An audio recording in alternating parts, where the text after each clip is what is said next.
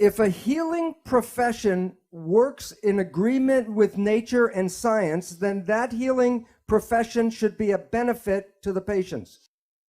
But if a healing profession does not understand science and nature, then it may be a detriment to the patient. The leading causes of death in the United States are as follows. Number 3, cancer, with 553,000 people die every year. Number 2 is cardiovascular disease, with 700,000 people die every year. And the leading cause of death is called iatrogenic illness.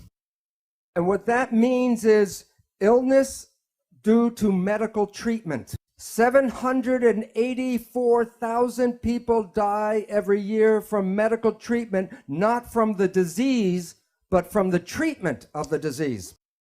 Over 300,000 people die from prescription drugs. So the belief in the medical model is false.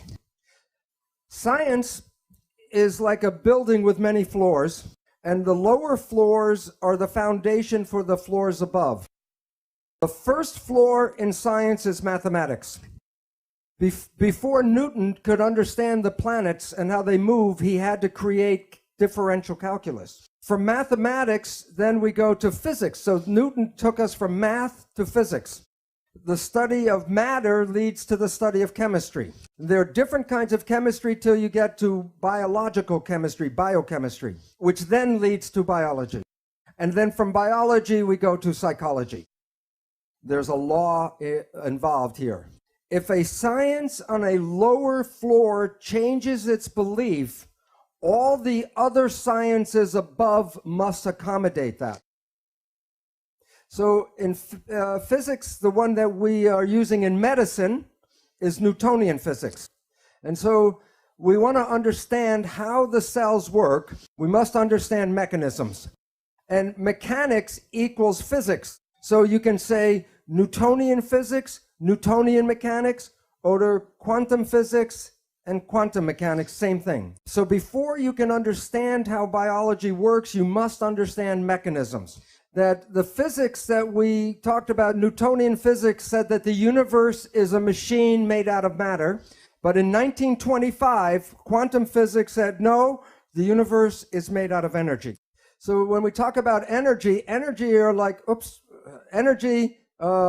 like waves in the water. That is, in fact, actually energy moving through water. So this is the actual shape of energy waves going through space. The question is, when two waves are coming toward each other, what happens when they meet? And the answer is they become entangled with each other. So in this room right now, there are radio, television waves, cell phone waves, all kinds of energy in the room entangled. But matter, I can separate and study each piece, but energy waves, I cannot separate. So conventional science is reductionistic. It takes things apart and studies pieces. But the new physics says, no, you have to study wholeness because you cannot separate the energy. So when a doctor looks at a sick patient in his office, he looks at his physical body and tries to understand what's going on. But what we all know about wholeness is that what affects the patient is his job, the family, the environment, the community, so that to study illness, you can't see it just in the physical body. So this is how energy waves interact. I drop two rocks from the same size rocks from the same height at the same time, and they hit the water. And the ripples are in phase, and they come toward each other. The question is, what happens when the waves meet? So I will pretend by putting one wave over the top of the other wave. This wave goes this way, this wave goes this way, this is overlap. And to find out what you do, you add up the waves. 1 + 1 equals 2. So the two waves interfere with each other. And the result, when they're in phase, is the wave is more powerful. Okay? It is called constructive interference. Okay? There is an opposite effect. This time I drop the two rocks from the same height, but I drop one before the other. And the ripples come toward each other, but they're out of phase. One wave is going up, one wave is going down. So watch what happens when they meet. Add them up. -1 plus 1 plus 1 minus 1. So two waves can interfere and cancel each other out. This is called destructive interference. You have all experienced this in your life. Constructive interference is called good vibes, and destructive interference, bad vibes. So let's say it's a Saturday night and you have to go to a party and you're tired, and you go to the party and you meet some people who are in wave harmony, and the waves are in harmony with you. And your energy and their energy in phase gives you more power. And then you are walking around on your feet, on your toes, very high, constructive interference. Bad vibes. You are in a scary place and you feel the energy go.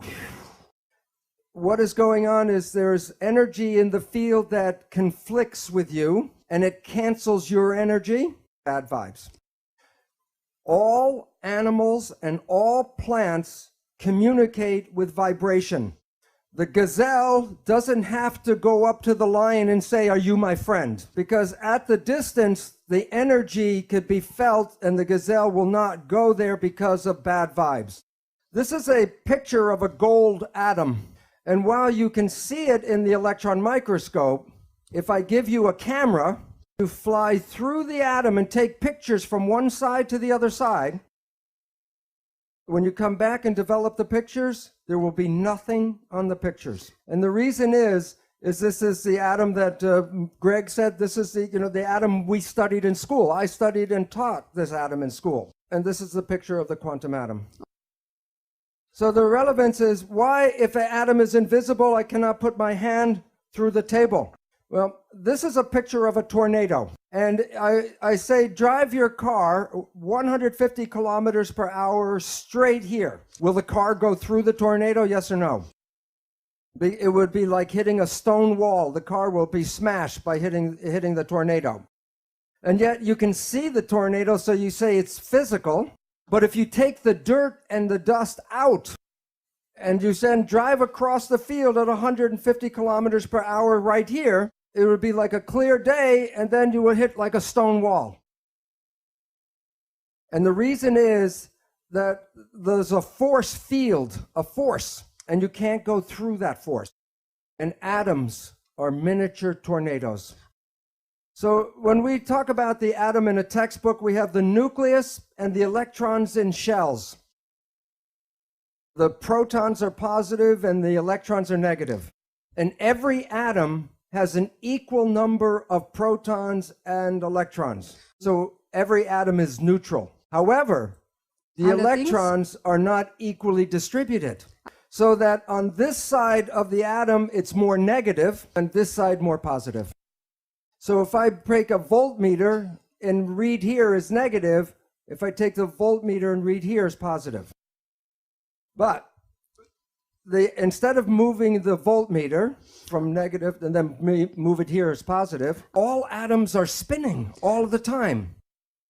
So as this atom is spinning, then I put a voltmeter, and one side red is positive and negative, red and blue. So you are watching the waves of positive and negative, and I record them. And then when you look at the character of the atom, you see the character is a wave. So atoms are in physics, in today's physics, they study the electrical activity of atoms. When you and I went to school, we studied the physical character of the atom, the mass and the weight. And today, physics studies the vibration, not the physical. So that all atoms create waves. So that the picture of the atom is like the waves with the atom in the center. So when we want to study atoms, when you use Newtonian physics, you study two particles hitting each other like billiard balls. But in quantum physics, we don't study the particles, because in quantum physics, we study the waves. And we study how the waves interference. So there's constructive and destructive interference between atoms. All of the waves together is called the field. So you're made out of atoms, but you also are the field. So you are connected to everything because you can't separate waves. This is a new technology showing you pictures of atoms and electrons. And a scientist can manipulate and make a corral out of the atoms. And trapped in this corral are 2 electrons. And you can see the waves in the electron microscope picture from the atoms. These are the waves. And then you can see where the waves of one atom and the waves of the other atom interact in interference. So the new physics says, don't look for particles, talk about the field and the waves. This is from Scientific American, but it's not the title I'm interested in. It's a subtitle. And the relevance is this. Are you made out of atoms and molecules, yes or no? Because if you are, then you are giving off light and energy, and you are absorbing light and energy. So while you see yourself as a physical entity, in the new physics, you are energy waves interacting with each other in the room right now. In the old days, this was the only color picture in my chemistry textbook. And it's the spectrum of emission for each element in the periodic table. There are different frequencies for each atom. What's interesting is in medicine, we don't study energy. The reason is the drug companies sell chemicals, they don't sell energy. So interesting is that every element has its own vibrational frequency. And the newest technology in medicine was designed by physicists. CAT scan, MRI, sonogram. And what's interesting is the physicists designed the machine, and what you're reading are the vibrations of the cells in the tissues, and the specific vibrations can tell you if the cells are in health or disease. But medical doctors don't understand the nature of energy. So they will use this as a map to find where a cancer is. And then use a scalpel and cut out the cancer. But remember, all atoms give off energy and all atoms absorb energy. And when 2 energies interfere, you can change the power from 0, from destructive, to increase the power, constructive interference. So instead of using a scalpel to cut out a cancer, you should be able to put energy into this cancer and cause the cancer to go away. And this is the physical foundation for hands-on healing for thousands of years. This is a simple experiment I did at my home for cheap. I took a piece of iron and a file and filed it and made iron dust. And I put the iron filings in a salt shaker and sprinkled them on the paper. Every time I sprinkle it, I get a random pile. So if I throw this away and do it again, I get a random pile. But the next experiment, more expensive, I buy a magnet. Now I sprinkle the filings, and what do I get? I get the magnetic field shaped by the filings. And the significance is very important. The filings without the magnetic field are random, but when I put the field in, the field shapes matter. And the significance is by Albert Einstein. I'll make a quote from Albert Einstein. The field is the sole governing agency of the particle. And so that the energy in visible fields shape matter. Can you explain the pattern of the iron filings if you do not understand the field? Yes or no? No. Can you understand the pattern of my cells in health and disease if you don't understand the field? So this is why medicine has failed, because it wants to understand the structure of health and disease, but does not include the field in its understanding.